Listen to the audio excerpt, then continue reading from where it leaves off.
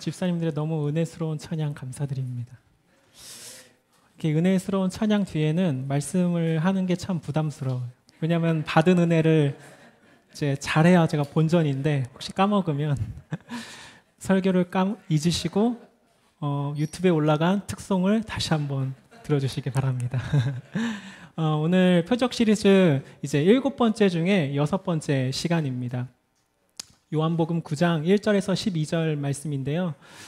이 말씀 함께 저희가 봉독하고 말씀을 함께 나누길 원합니다. 요한복음 9장 1절에서 12절 말씀입니다. 함께 다 일어나서 하나님의 말씀을 봉독하겠습니다. 제가 먼저 하고 성도님들께서 함께 교독해 주시겠습니다. 예수께서 길을 가실 때에 날 때부터 맹인된 사람을 보신지라.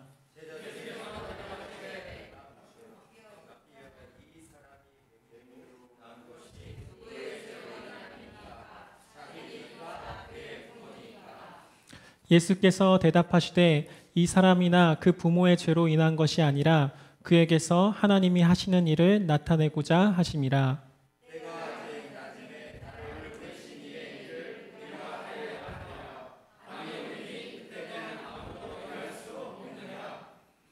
내가 세상에 있는 동안에는 세상의 빛이로라.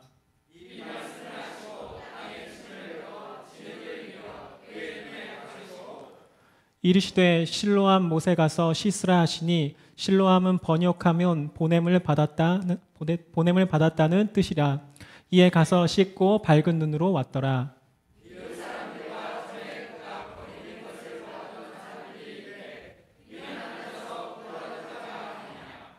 어떤 사람은 그 사람이라 하며 어떤 사람은 아니라 그와 비슷하다 하거늘 자기 말은 내가 그라 하니.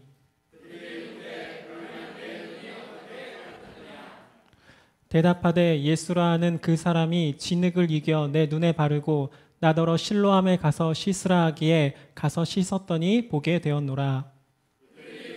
그가 어디 있느냐 이르되 알지 못하느라 하니라. 아멘. 하나님 아버지 감사드립니다. 하나님 오늘 우리에게 귀하고 복된 날을 허락하시고 저희가 하나님 앞에 나와 하나님 말씀 앞에 섰습니다. 하나님 우리에게 겸손한 마음을 허락하시고 우리가 말씀 앞에서 고개를 뻣뻣하게 드는 것이 아니라 무릎 꿇고 나와 하나님 말씀에 경청하길 원합니다. 하나님 우리에게 은혜를 베풀어 주셔서 이 말씀을 깨닫게 하시고 깨달아진 말씀을 가지고 저희가 세상에서 능력을 가지고 살아갈 수 있도록 하나님 역사하여 주시옵소서. 하나님 아버지 감사드립니다. 예수님의 이름으로 기도드렸습니다. 아멘.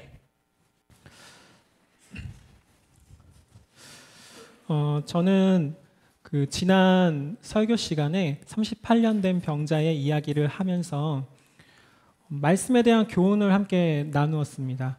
혹시 기억하시는 분도 계시겠지만 이스라엘 백성에게 향하는 모세의 염려를 함께 나누면서 말씀은 우리가 이렇게 받아야 합니다라는 주제로 잠깐 이제 교훈을 나누고 시작을 했습니다. 모세는 하나님의 말씀을 전하면서 어떠한 염려를 가지고 있었냐면 이런 염려를 가지고 있었어요. 이 사람들이 지금 하는 이야기, 내가 앞으로 할 이야기를 우리 조상에게 하신 하나님의 말씀이라고 생각하겠구나. 그러니까 이렇게 얘기해야지. 오늘 말씀은 우리 조상이 아니라 지금 우리에게 하신 말씀입니다. 라고 하나님의 말씀을 나누기 직전에 이 이야기를 합니다. 그러면서 뭐라고 얘기하냐면 오늘 말씀 저 사람에게 하는 거 아니고 너에게 하는 거야. 너가 그 말씀을 듣고 적용하고 그 말씀을 나에게 하시는구나 라고 생각하면서 들어야 돼 라고 이야기를 함께 나누었죠. 오늘도 요한복음 말씀에 본격적으로 들어가기 전에 말씀에 대한 교훈을 한 가지 나누고 들어가길 원합니다. 어떤 말씀이냐면 에스겔 시대의 말씀입니다. 에스겔 시대에는 이스라엘 백성들이 그 말씀을 듣는데 아주 큰 함정에 하나 빠졌어요. 어떤 함정이냐면 에스겔 33장에 나옵니다. 에스겔 33장 30절에는 이렇게 나옵니다. 인자야, 여기서 말하는 인자는 에스겔을 의미하는 거예요. 에스겔, 하나님께서 에스겔을 부르면서 이렇게 이야기해요. 인자야, 내 민족이 담 곁에서와 집 문에서 너에 대하여 말하며 각각 그 형제와 더불어 말하며 이르기를 자 가서 여호와께로부터 무슨 말씀이 나오는가 들어보자. 지금 이스라엘 백성들 어떤 상황이냐면 하나님의 말씀을 자 한번 들어봅시다. 하나님 말씀을 들어봅시다 라고 이야기하면서 그 말씀을 전하는 그 사람, 선지자, 우리의 입장에 말하면 설교자한테 가는 겁니다. 근데 이게 얼마나 놀라운 일이냐면 이렇게 나옵니다. 백성이 모이는 것 같이라고 얘기해요. 여기서 백성이 모이는 것 같이라는 것은 무슨 의미냐면 이런 거예요. 항상 그래왔듯이, 항상 백성이 모여왔듯이 하나님의 말씀 앞에 섰다는 거예요. 이게 무슨 말이냐면 정말 습관처럼 정말 그 말씀을 듣는 게 삶이 될 정도로 그 말씀 앞에 서는 것, 설교자 앞에 서는 것을 생활화됐어요. 삶이 되었어요. 근데 이들이 어떤 함정에 빠졌냐면 이런 함정에 빠졌습니다. 내 말을 들으나, 그 설교자의 말, 예언자의 말, 선지자의 말을 듣는데 어떤 일이 일어나냐 하면 그대로 행하지 아니하여. 참 신기하죠. 말씀을 듣는데 삶 속에서 변화가 없는 거예요. 순종이 없는 거예요. 열매가 없는 거예요. 근데 이게 수천 년 전에 이스라엘에게만 해당하는 문제일까요? 지금 이 시간 한국에서만 수천 명, 수만 명, 수십만 명이 하나님 말씀 앞에 섭니다. 온라인, 오프라인 다 합치게 되면 매 주마다 하나님의 말씀을 듣는 사람은 손가락으로 헤아릴 수가 없어요. 그런데 우리가 잘 알고 있듯이 그 말씀을 듣는 모든 사람들이 매주 정말 습관처럼 매주 주일 성수하는데 그 사람들 막 삶 가운데 하나님의 말씀의 열매, 순종이 있나요? 사실 멀리 갈 것도 없습니다. 제 모습을 보면 내가 정말 말씀을 가까이 하는데 내 말씀 가운데, 내 삶 가운데 그런 열매가 있을까? 라는 질문을 하면 자신 있게 열매가 있습니다. 전 순종하고 있습니다. 라고 말하는 게 쉽지 않아요. 어쩌면 이스라엘과 같은 함정에 빠진 게 아닐까요? 말씀은 듣는데 왜 열매가 없을까요? 하나님께서는 이 이유를 다음에 설명하십니다. 이렇게 설명하십니다. 그들은, 그 말씀을 들었던 이스라엘 백성들은 이렇게 얘기합니다. 내가 그 말씀을 전하는 사람들에게 그 목소리를 고운 음성으로 사랑의 노래를 하며 음악을 잘하는 자와 같이 여겼다라고 얘기해요. 이 이스라엘 백성은 하나님의 말씀을 듣지 않는 것이 죄가 아니었어요. 들음에도 불구하고 어떤 일을 했냐 하면 음악처럼 들었다는 거예요. 와, 저 사람 음악 잘하네 라는 것처럼 음악 감상하듯이 하나님의 말씀을 들었다는 거예요. 이게 전도사님, 음악 감상하는 것과 하나님의 말씀, 설교를 듣는 것은 어떤 차이를 가지고 있나요? 라고 질문할 필요가 있겠죠. 대충 어떤 느낌인지 알겠지만 이 말씀을 정확하게 이해하려면 에스겔의 배경, 에스겔의 상황을 조금 이해해야 됩니다.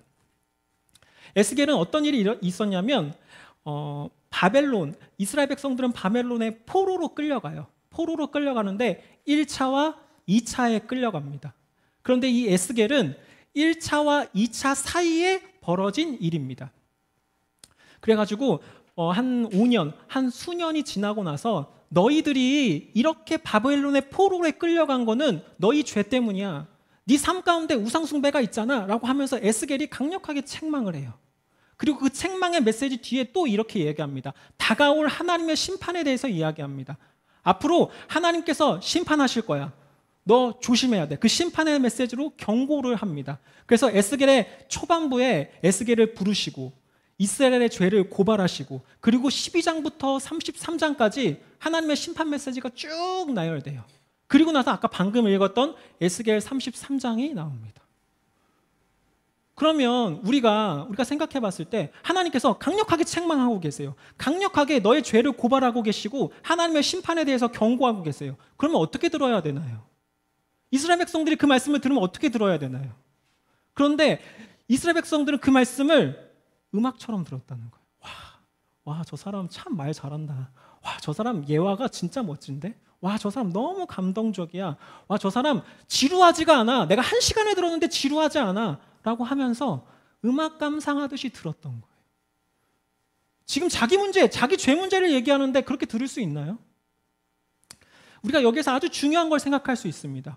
무엇이냐면 우리가 하나님 말씀 앞에 서고 하나님 말씀을 듣는 그 자리에 앉아 있다 할지라도 다 하나님이 원하시는 모습으로 듣는 건 아니라는 거예요.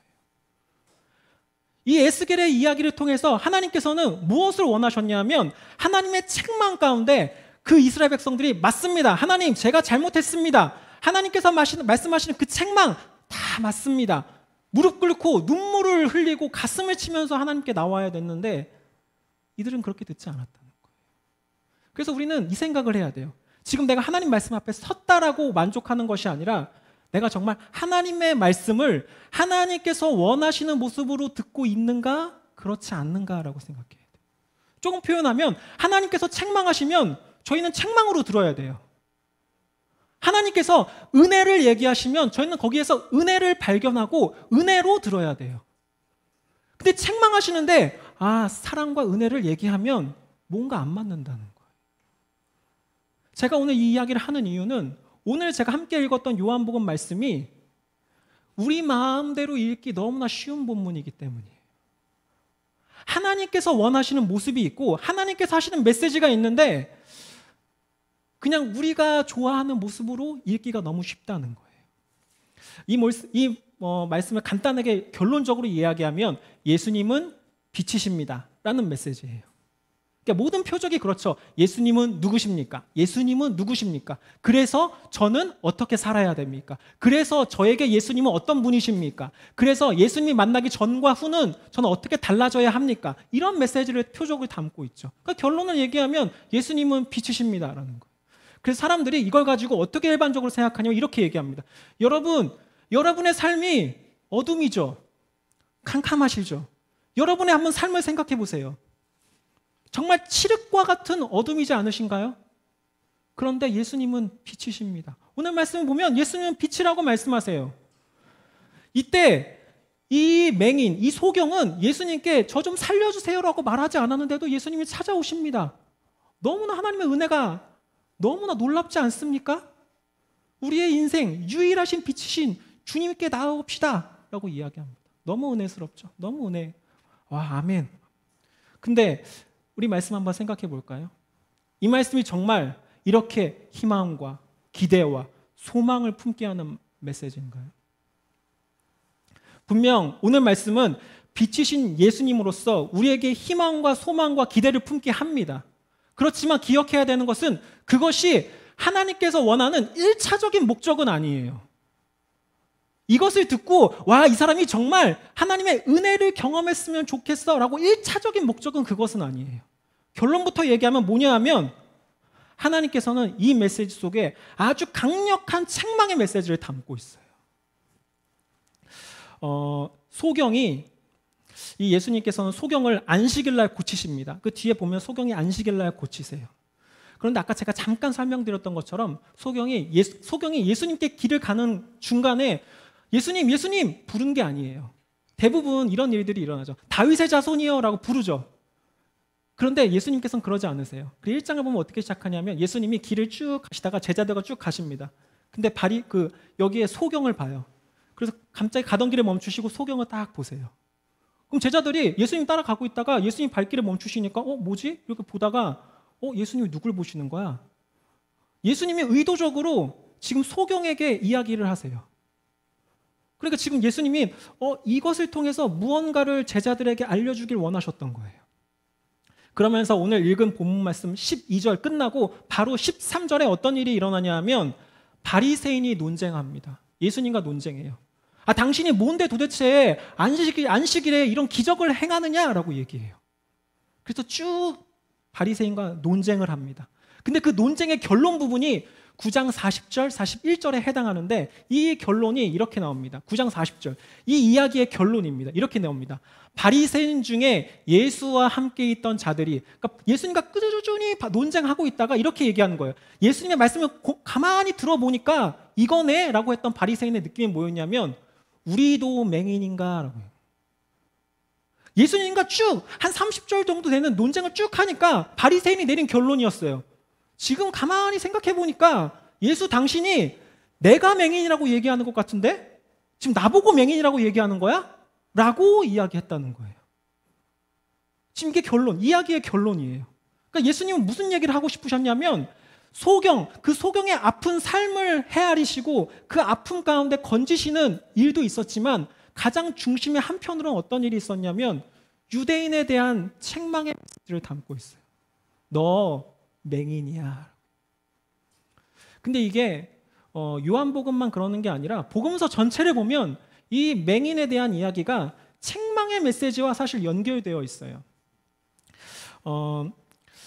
사실 복음서에서는 이 맹인이 눈을 뜨는 기적이 마태, 마가, 누가, 요한 다 나옵니다. 이런 기적이 흔치 않아요. 그러니까 어떤 기적들 한 복음서에서만 나오는 기적도 있고 다 모든 복음서에서 나오는 기적들이 있어요. 그만큼 이거는 되게 중요한 기적이라는 거예요. 근데 이 모든 기적마다 똑같은 공통점이 하나 있습니다. 이 기적 바로 앞에 제자와 예수님의 대화가 나온다는 거예요. 근데 어떤 대화가 나오냐면 이런 대화가 나와요. 예수님께서 나 예루살렘에 올라가서 십자가에서 죽어야 돼. 그리고 부활해야 돼. 라고 예수님의 죽음과 부활을 3번이나 말씀하십니다. 근데 그 3번째에 말씀하시는 사건이 나와요. 근데 그때마다 제자들이 뭐라고 얘기하냐면 예수님 죽으시면 안 됩니다 라고 얘기해요. 마가복음에서는 어떻게 나오냐면은 베드로가 예수님의 멱살을 잡고 얘기했다고 나와요. 그 헬라 원문에 보면 죽으시면 안 됩니다라고 얘기하면서 멱살을 잡고 얘기했다는 거예요. 그만큼 예수님께서 이 땅에 오셔서 무엇을 하시고 어떤 뜻을 이루시는가에 대해서 완전히 영적으로 어두운 제자들의 모습이 나와요.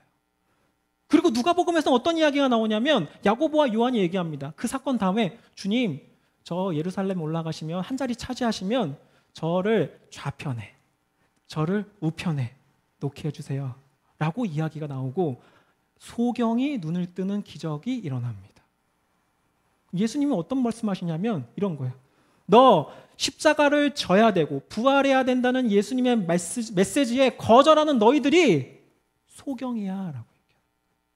너희들이 주님을 제대로 만나서 눈을 떠야 돼 라는 이야기를 이 소경의 기적 바로 앞에 이야기하고 있다는 거예요. 그러니까 지금 소경의 기적은 항상 예수님이 이 말씀을 만약에 설교하신다고 생각해 보세요. 이 소경의 기적을 가지고 예수님이 설교하신다고 한번 생각해 보세요. 그럼 어떻게 얘기하실까요? 아마 미간에 주름을 잡고 이야기하실 거예요. 강력하게 책망하실 거예요. 지금 당신들이 소경입니다 라고 강력하게 책망하실 거예요. 그런데 우리가 진짜 솔직하게 이 요한복음 오늘 읽은 본문 말씀을 가지고 누가 책망을 발견하나요? 이 말씀을 읽으면서 와, 하나님이 정말 분노하고 계시네. 정말 강력하게 책망하고 계시네. 누가 여기에서 예수님의 책망을 발견하나요? 여기에서 희망을 발견해요. 그냥 은혜를 발견해요. 기대를 발견해요. 소망을 발견해요. 아, 빛은 소망이지. 맞아, 빛은 너무나 밝고 너무나 좋은 거지. 너무 이스라엘 백성들, 에스겔 시대의 이스라엘 백성들과 너무나 똑같지 않나요? 하나님은 책망하고 계시는데 그 책망 속에서 음악 듣는 사람처럼 듣는다는 거예요. 자기가 그냥 말씀 앞에 섰으니까 와, 너 말씀 정말 잘 듣고 있지 라고 이야기한다는 거예요. 근데 하나님의 입장에서 봤을 때 가슴이 답답할 노릇입니다. 책망의 메시지를 책망으로 안 듣고 책망의 메시지를 사랑의 노래로 듣는다는 거예요. 우리가 솔직히 오늘 말씀을 읽으면서 아, 예수님께서 나를 책망하시는구나 라고 생각하지 못했다면 하나님, 제가 이스라엘 백성처럼 말씀을 음악으로 들었습니다. 제가 다시 겸손하게 나아올 테니 하나님 저에게 말씀해 주세요 라는 마음을 가지고 사실 오늘 말씀을 대해야 되고 들어야 된다는 거예요. 그러면 지금까지가 아, 이게 책망이구나. 그래, 내가 책망의 메시지로 들어야지 라고 하면 그 다음 단계가 중요한 게 있습니다. 하나님께서 무엇을 책망하셨습니까? 예수님께서 하신 책망의 메시지, 책망의 내용이 무엇입니까? 라는 것을 알아야 되죠. 이것을 통해서 너 잘못했어 라고 얘기하는 게 아니라 너 무엇을 잘못했어? 라고 이야기하는 메시지를 정확하게 들어야 아, 내가 책망의 메시지를 제대로 듣는 거겠죠. 여기에서 아, 예수님은 무엇을 책망하셨습니까? 라는 이 질문에 답을 내리기 위해서는 요한복음 오늘 9장뿐만이 아니라 사실 7장, 8장 쭉 한번 봐야 돼요. 왜냐하면 이게 예수님의 책망이 9장만 한 게 아니라 지속적으로 책망을 쭉 해오셨어요. 오늘 바리새인을 책망했지만 유대인, 율법학자, 종교 지도자들을 향해서 쭉 책망을 하셨어요. 그래서 이 책망의 메시지 흐름을 한번 살펴보겠습니다. 먼저 요한복음 5장 46절에서 47절 말씀입니다. 그 사건이 있고 이게 그 책망, 논쟁을 해왔는데 그 논쟁의 결론 부분에 해당하는 거예요. 예수님께서 이렇게 말씀하십니다. 모세를 믿었더라면 라고 얘기해요. 이것을 좀 이해를 하시려면 간단하게 배경을 이해하셔야 돼요. 이 배경이 뭐냐면 제가 몇 주 전에 설교했던 베데스다 연못에서 벌어진 사건입니다. 베데스다 연못도 안식일에서 기적을 행하셨어요. 그러니까 너 안식일에 왜 일어났어? 라고 사람들이 따집니다. 아니야, 나 저 예수라는 분이 하셨어. 그러니까 예수, 네가 뭔데? 하면서 막 논쟁을 합니다. 그 논쟁의 끝에 이렇게 얘기하는 거예요. 네가 모세를 믿었더라면. 이게 무슨 말이냐면 네가 모세의 율법을 가지고 안식일에는 그렇게 하면 안 돼 라고 나한테 얘기했어? 근데 네가 진짜 모세의 율법을 믿고 네가 진짜 모세의 율법을 따랐다면, 네가 겉으로는 안식일을 지켜서 모세의 율법을 따르는 것처럼 보이지만 네가 정말 그랬다면 그러지 않았을 거야 라고 얘기해요. 그의 글도 믿지 아니하거든 라고 해요. 예수님께서 그들에게 책망하시는 내용은 이거였어요. 너 겉으로 볼 때는 율법 따르고 하나님 말씀 잘 따르는 것처럼 보이지만 내가 볼 때 아니야 라는 게 책망의 메시지였어요. 겉과 속이 다르다는 거죠. 요한복음 8장 39절 말씀입니다. 또 똑같은 패턴이에요. 하나님과 논쟁을 하고 예수님께서 결론처럼 해당하는 겁니다. 그 논쟁의 끝에 결론처럼 이렇게 얘기하십니다. 우리 아버지는, 여기서 이스라엘 백성들, 유대인들이 예수님과 논쟁하면서 이야기하는 거예요. 예수님, 저희 아버지는 아브라함입니다. 이게 무슨 말이냐면 저 아브라함 자손입니다. 하나님께서 아브라함에게 하신 약속들 제가 가지고 있고요. 하나님께서 하신 축복들 다 제가 아브라함의 말씀을 따르고 있습니다 라고 이야기하는 거예요. 그때 예수님께서 이렇게 하십니다. 이르시되 너희가 아브라함의 자손이면 라고 얘기하는 거예요. 아브라함이 행한 일을 할 것이거늘. 여기서 결론은 뭐냐면 너 아니라는 거예요. 너 아브라함 자손인 것처럼 보이지만 너 아니라는 거예요. 똑같죠. 너 모세의 율법 따르는 것처럼 보이지만 아니라는 거예요. 그리고 오늘의 결론 부분에 해당하는 겁니다. 오늘 결론, 오늘 9장에 말했던 결론입니다. 9장 40절 아까 말했던 아브라함은 이렇게 하지 아니하였느니라. 아브라함이 아니라는 거죠. 9장 41절 말씀입니다. 이렇게 나옵니다. 아까 말했던 맹인에 대한 이야기를 하면서 이렇게 합니다. 예수께서 이르시되 너희가 본다고 하니 라고 얘기해요. 이게 무슨 말이냐면 이 바리새인들은 자기는 맹인이 아니라고 생각했다는 거예요.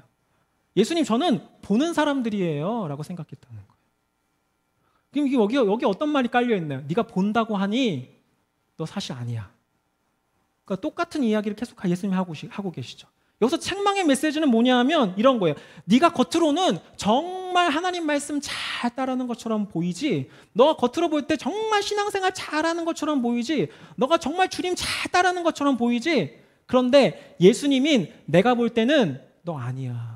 너 신앙 그거 아니야. 너 말씀 따르는 거 아니고 너 신앙생활 제대로 하고 있는 거 아니야 라고 당대에 신앙생활 잘했다라고 하는 유대인 종교 지도자들 바리새인들에게 하신 말씀이라는 거예요.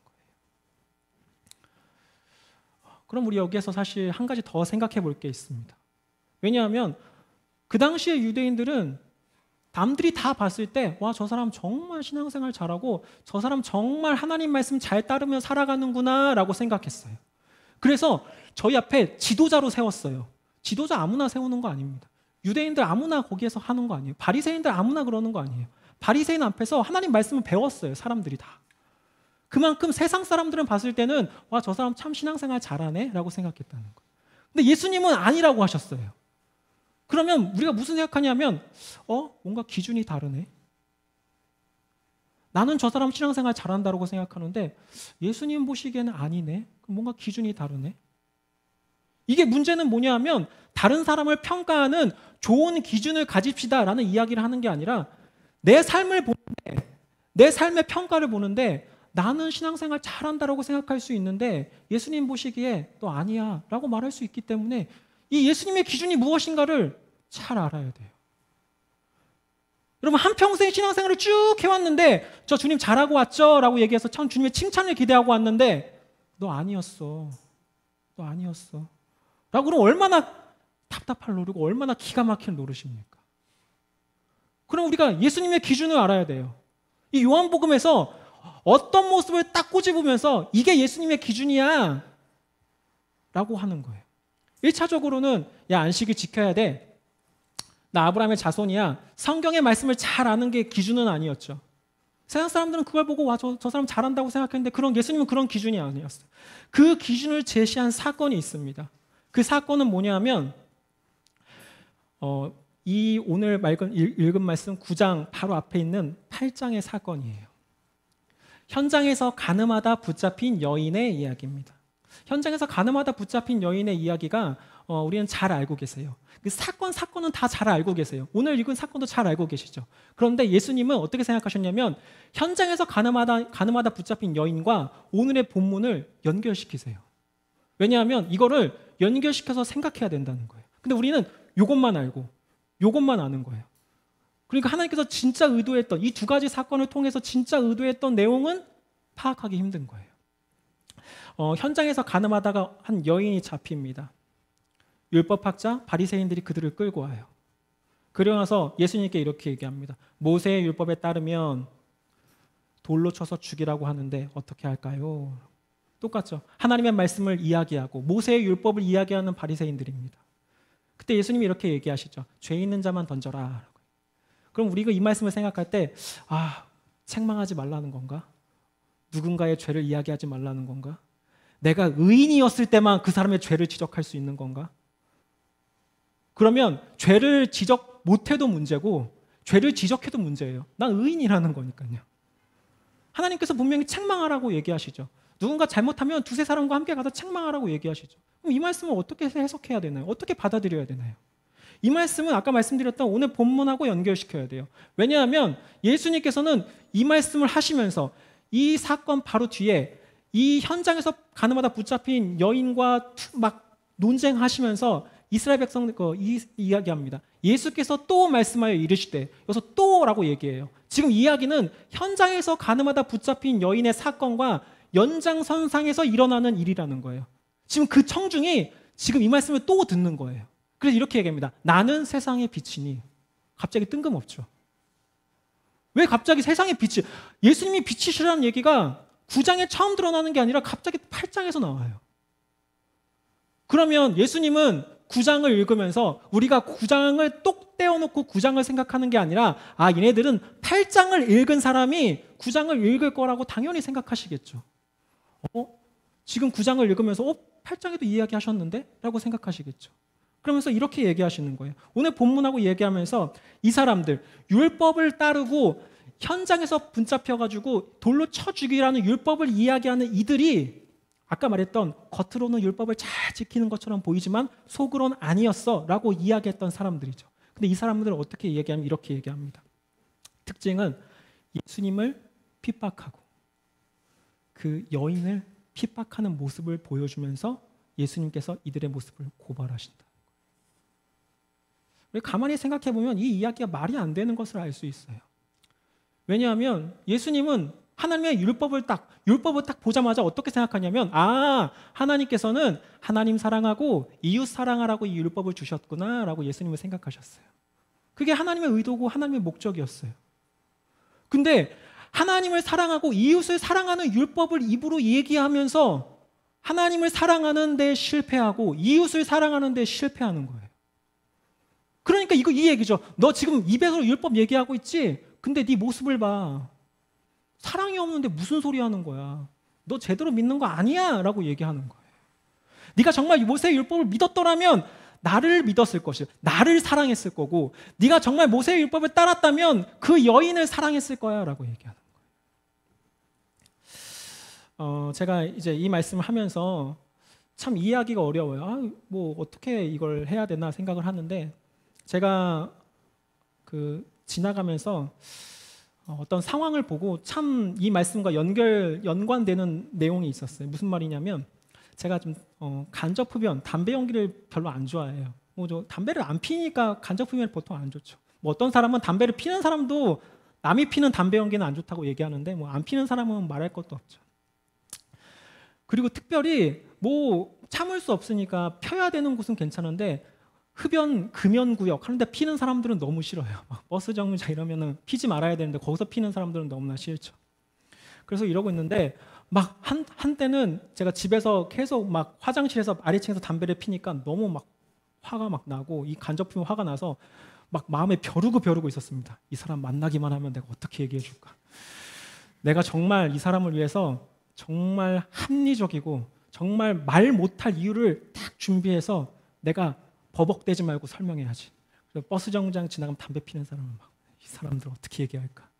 그리고 막 인터넷에 찾아봐요. 혹시 이 사람들을 신고할 수 있는 방법이 뭐가 없을까? 그렇죠. 근데 제가 문득 이렇게 생각했어요. 저희 부모님도 담배 연기를 싫어하시죠. 근데 제가 만약에 제 집안, 제 방에서 담배를 피고 있으면 어머니는 어떤 마음이실까? 방문을 두드리면서 얘기하시겠죠. 담배 끊어! 제가 버스 정류장에서 담배 피는 사람에게는 정중하게 근데 여기서 담배 피시는 거 아니에요. 제가 정중하게 얘기할 수 있고 논리적으로 딱딱딱 얘기할 수 있어요. 오히려 어머니는 흥분해서 아무 논리 없이 너 뭐 하는 거야 막 물을 끼얹을 수 있죠. 어떻게 보면 되게 무례하게 할 수 있죠. 근데 저는 그 버스 정류장에서 피는 사람을 사랑하진 않습니다. 전 맞는 말은 하지만 사랑하지 않아요. 어머니는 조금 서툰 표현으로 하실 수 있고 좀 거친 표현으로 하실 수 있지만 저를 사랑하세요. 왜냐하면 이 차이거든요. 담배 연기를 통해서 얻는 고통 때문에 이 사람에게 얘기하는가, 아니면 담배를 피는 저 사람의 아픔과 삶 때문에 담배 피지 말라고 이야기하는 거의 차이예요. 이 현장에서 가늠하다 붙잡힌 여인, 이야기는 어떻게 하는 건가요? 율법학자들이 짜증이 났어요. 자기는 이렇게 말씀 지키고 있는데 저 사람 안 지키고 있다. 사실 이거 자세하게 살펴보면 이 사람들은 예수님을 고발하려고 일부러 이 현장에서 가늠하다 붙잡힌 여인을 데리고 옵니다. 그럼 상상을 한번 해보세요. 현장에서 가늠하다 붙잡힌 여인을 데리고 오는데 일부러 데리고 와요. 그러면 기다리고 있었겠죠. 예수님하고 지나가는 타이밍에 맞아야 되는데 기다리고 있었겠죠. 보니까 야, 저 사람이 하던데? 뭐야, 저 사람이 했어? 그냥 저 사람 몰래 미행해봐. 그랬을 수도 있겠죠. 저 여인에 대한 사랑의 마음이 하나도 없어요. 근데 말씀은 얘기합니다. 말씀은 얘기해요. 근데 이게 제 모습이고 우리 교회의 모습이고 한국의 모습이에요. 시간이 지나니까 이제 성경의 지식은 너무나 많아졌어요. 과거보다 더 많아졌어요. 그러면 우리가 과거보다 더 사랑이 많아졌나요? 더 많이 알았으면 더 많이 사랑해야죠. 그런데 입으로는 그렇게 하는 거 아니야, 이거야, 성경에서 봐봐, 이렇게 하잖아 라고 말을 하는데 정말 그 사람을 위해서 사랑해서 말하지 않고요, 저 사람 때문에 뭔가 저 사람 모습 보기가 싫어요. 꼴불견이에요. 그래서 말해요. 정말 저 사람이 이 잘못된 길로 가는 게 너무나 안타깝고 가슴 아파서 그렇게 가면 그 길의 끝에는 정말 주님이 아파하시고 정말 여러분의 인생이 정말 망가집니다. 너무나 안타까워요. 돌이키셔야 돼요 라는 마음을 가지고 얘기하지 않아요. 그러니까 율법학자와 같이 하나님의 말씀이 난무하는데 거기에 사랑 없는 칼부림만 난무하는 거예요. 그게 교회에 일어나는 사건이에요. 제가 최근에 이제 목회자 세미나 목사님과 함께 다녀왔습니다. 목사님하고 쭉 2박 3일, 3박 4일을 하면서 세미나를 듣고 또 이제 같이 교제하는 시간이었어요. 너무나 은혜스럽고 너무나 귀한 시간이었어요. 특별히 마지막 날 이 들었던 세미나와 또 그리고 우리 사역을 우리 앞으로 교회 어떻게 할까 또 목사님하고 나눴던 시간이 제일 인상적이었고 제일 좋았어요.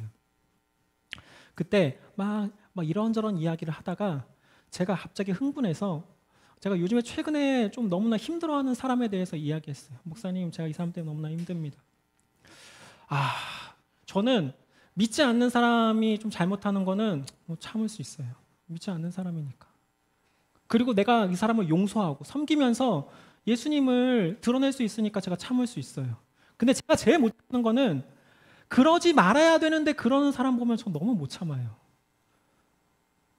신앙생활 잘 해가지고 사람들한테 모범을 보여야 되는데 그러지 못하는 사람들을 보면 제가 힘들어요. 그래서 제가 가만히 생각해 보니까 제가 목사님들을 제일 사랑하기 힘들어하더라고요. 제가 보면 어떤 목사님을 내가 사랑하고 있지 보면은 손에 꼽혀요. 뭐 이렇게 해서 예, 신기하죠. 오히려 이상한 행동, 저한테 무례하게 하는 행동을 하는 사람에게 그래 더 기다리고 그런 사람이 있어요. 그래서 제가 힘들어요. 근데 저 사람이 겉으로 보면 신앙생활 잘하는 것처럼 보여서 그게 더 화가 나요.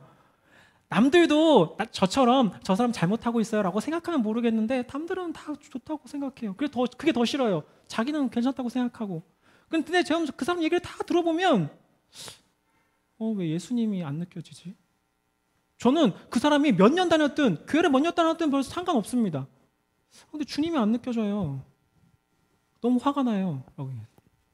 근데 이제 다음에 목사님이 하셨던 말씀에 제가 그 다음에 말을 못했어요. 무슨 말씀이냐면 만약에 그 사람 마음에 주님이 없었다면 우리가 그 사람을 사랑하는 마음으로 그 사람을 품고 기다려야 된다. 저는 오늘 말씀을 보면서 이 말씀을 묵상하면서 너무 가슴 아팠어요. 왜냐하면 유대인이 저거든요. 바리새인이 저거든요. 신학교 가면서 사역하면서 말씀을 더 잘합니다. 설교는 좀 더 능숙하게 얘기해요. 처음에 발발 떨었던 거에 비해서 더 능숙하게 얘기해요. 그러면서 이 말씀을 묵상하는데 말씀하면서 어떻게 하면 이 사람들이 은혜 받을까 막 준비하는데 갑자기 의자에 기대면서 생각을 하고 이 말씀을 묵상하는데 야 누구 들을 거 생각하지 말고 이 말씀 너에 대해서 이야기하고 있는 거야. 너 사랑 없잖아.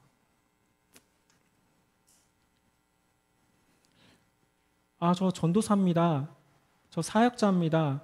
라는 겉으로는 좀 멀쩡한 허물을 치장하고 있어요. 저 남들에 비해서 많은 희생과 섬김하고 있어요. 겉으로 많은 거 하고 있어요. 제가 주님 따른다고 내려놓은 거 많이 있습니다 라고 이야기하면서 저 괜찮게 신앙생활 하고 있다고 얘기해요. 근데 예수님은 말씀하십니다. 너 아니야. 신앙생활 잘 못하고 있어. 그 증거로 이렇게 얘기하시는 것. 너 안에 사랑 없잖아. 사랑 없잖아.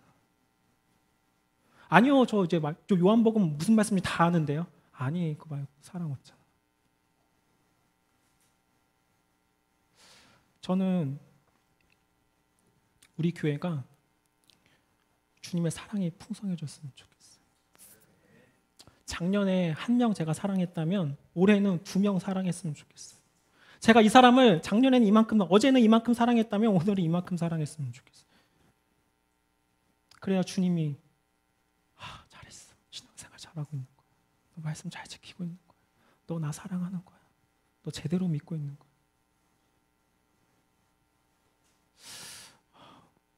이 시간 혹시 내가 사랑해야 되는데 사랑에 실패한 사람이 혹시 떠오르시나요? 각자가 떠오르시죠. 내가 어떤 사랑해야 되는데 사랑하지 못하는 그 영역, 그 대상, 그 사람들이 떠오르시나요? 오늘 말씀을 가지고 하나님께서 우리에게 말씀하십니다. 바리새인이 너야. 사랑 없는 너야. 그래서 오늘 이 시간 누구를 돌아보지 말고 이 말씀에서 비춰주시는 내 모습을 함께 쭉 봤으면 좋겠어요. 그래서 주님, 제가 정말 주님 제대로 신앙생활하고 주님 앞에 섰을 때 주님, 너 정말 신앙생활 잘하다 왔구나. 나는 칭찬받고 싶습니다. 주님, 제 오늘 모습, 저의 부족한 모습 하나님 앞에 나아옵니다. 회개합니다. 돌이킵니다. 주님, 저희의 그 완고하고 그 사랑 없고 그 거친 마음을 주님 만져주시고 저희를 부드럽게 하여 주시옵소서. 오늘 이 시간 이 말씀을 가지고 저희 함께 나오기 원합니다. 저희 한 가지 찬양을 하면서 저희가 이 말씀을 붙잡고 주님께 고백하고 기도하기 원하는데요. 제가 이 찬양을 부를 때마다 참 너무나 마음이 아파요. 왜냐하면 첫 수절이 이렇게 시작하거든요. 보소서 주님 나의 마음 선한 것 하나 없습니다. 주님, 제 마음속에 선한 것이 하나 없습니다. 라는 그 고백이 제 고백인 것 같아서 마음이 참 아프고, 오늘 이 찬양 우리가 무슨 음정을 잘 맞추고 뭐 박자를 잘 맞추고 그런 게 아니라 이 말씀을 깊게 묵상하면서, 이 찬양의 이야기를 깊게 묵상하면서 하나님, 제가 그 사람입니다라고 고백하는 시간이 되기를 원합니다. 함께 찬송하시겠습니다.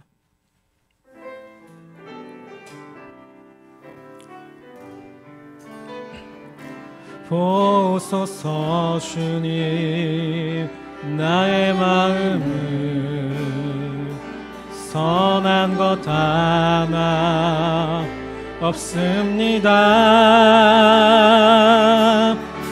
그러나 내 모든 것 주께 드립니다. 사랑으로 안으시고 날 새롭게 하소서. 주님 마음 내게 주소서.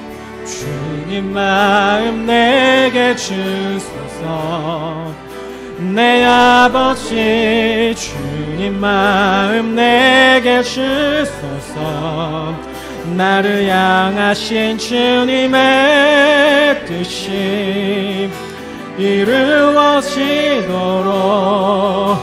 주님 마음 내게 주소서. 다시 한번 고백하시겠습니다. 보소서 주님, 보소서 주님, 나의 마음을 선한 것 하나 없습니다. 그러나 내 모든 것 주께 드립니다. 사랑으로 안으시고 날 새롭게 하소서. 주님 마음 내게 주소서. 내 아버지, 주님 마음 내게 주소서. 나를 향하신 주님의 뜻이 이루어지도록 주님 마음 내게 주소서. 내게 사랑을 가르치소서. 내게 사랑을 가르치소서. 당신의 마음으로 용서하게 하소서. 주의 성령 내게 채우사 주의 길 가게 하소서. 주님, 당신 마음 주소서. 주의 성령 내게 채우사 주의 성령 내게 채우사 주의 길 가게 하소서. 주님, 당신 마음 주소서. 주님 마음, 주님 마음 내게 주소서. 내 아버지, 주님 마음 내게 주소서. 나를 향하신 주님의 뜻이 이루어지도록 주님 마음 내게 주소서. 지금 이 시간 오늘 우리에게 주신 하나님의 말씀을 붙잡고 기도하기 원합니다. 하나님, 제가 오늘 말씀 가운데 있는 바리새인입니다. 유대인입니다. 율법학자입니다. 하나님, 제 마음 가운데 사랑이 없음을 고백합니다. 제 입술에 하나님의 말씀만 맴돌고 있음을 고백합니다. 하나님, 저희 가운데 돌이켜 주시옵소서. 저희 마음 가운데 사랑을 넣어주시고 저희 가운데 주님을 드러나고 저희의 그 어둠 가운데, 사랑이 없는 그 어둠 가운데 비치신 예수님, 제 삶에 찾아와 주시옵소서. 다 함께 기도하시겠습니다. 하나님 아버지, 감사드립니다. 하나님, 제가 어둠 가운데 있었던 맹인입니다. 하나님, 제가 그 사랑 없고 하나님의 말씀만 읊조렸던 바리새인이고 율법학자입니다. 하나님, 저희 마음 가운데 사랑을 부어주시옵소서. 저희 마음 가운데 빛으로 찾아와 주시옵소서. 저희 가운데 그 사랑이 없는 어둠을 걷어내 주옵시고 제 속에서 주님을 더욱 사랑하게 하여 주시옵소서. 제 옆에 있는 이웃을 더욱 사랑하게 하여 주시옵소서. 주님, 저희 가운데 함께하여 주시옵시고 저희 속에서 역사하여 주시옵소서. 주님, 저희 가운데 함께해 주시옵소서. 이 말씀을 가지고 또 누군가를 비난하고 정죄하는 것이 아니라 제 모습을 보게 하여 주시옵소서. 제 모습을 돌이키게 하여 주시옵소서. 이 말씀은 저에게 하신 이야기입니다. 주님, 도와주시옵소서. 나의 마음이 아버지의 마음 알아. 내 모든 뜻 아버지의 뜻이 될 수 있기를. 나의 온 몸이 아버지의 마음 알아. 내 모든 삶 당신의 삶 되기를. 아버지 당신의 마음이 있는 곳에 나의 마음이 있기를 원해요. 아버지 당신의 눈물이 고인 곳에 나의 눈물이 고이길 원해요. 아버지 당신이 바라보는 영혼에게 나의 두 눈이 향하길 원해요. 아버지 당신이 물고 있는 어두운 땅에 나의 두 발이 향하길 원해요.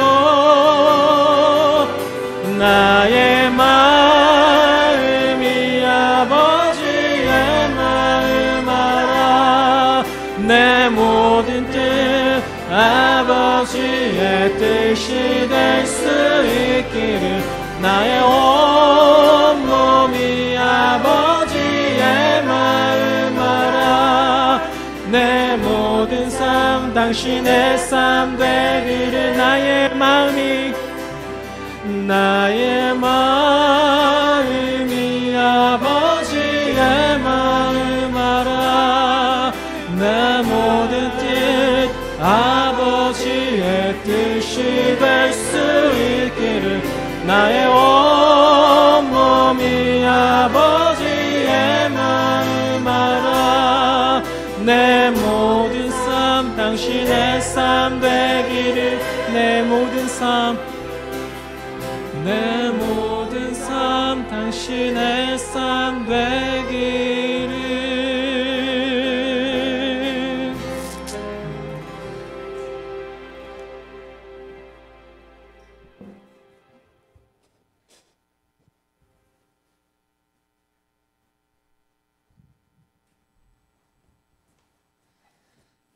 사랑의 주님, 감사합니다.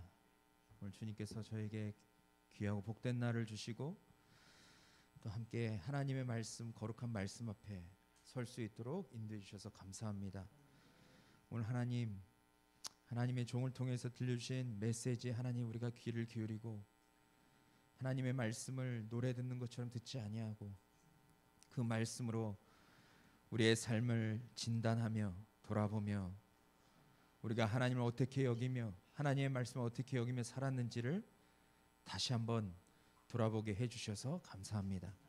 오늘 특별히 예수님 앞에서, 주님, 빛 대신 주님 앞에서 우리가 얼마나 영적인 소경인지를 다시 한번 깨닫게 해주시고 또 예수님의 기준에서 얼마나 벗어난 그런 종교인의 삶을 살았는지를 보게 해주시고 또 주님을 믿는다 말하지만 바리새인들처럼 머리만 커지고 또 아는 것만 많아서 사람들을 정죄하고 판단하고 또 정말 주님께서 가장 원하시는 그 사랑을 잃어버린 그런 모습으로 살았던 사람이 바로 나임을 다시 한번 깨닫게 해주셔서 감사합니다.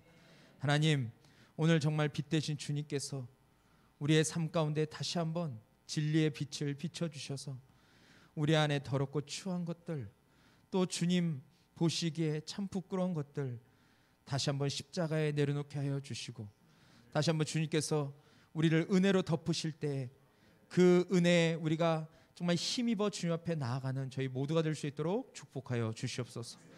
한 주 동안 살아갈 때 오늘 이 표적의 말씀이 우리의 삶의 지표가 되게 하시고 우리의 삶의 목적이 되게 하시고 또 하나님의 마음을 더 깊이 알고 주님을 쫓는 자로 나아갈 수 있는데 아버지 귀한 말씀이 될 수 있도록 축복하여 주시옵소서.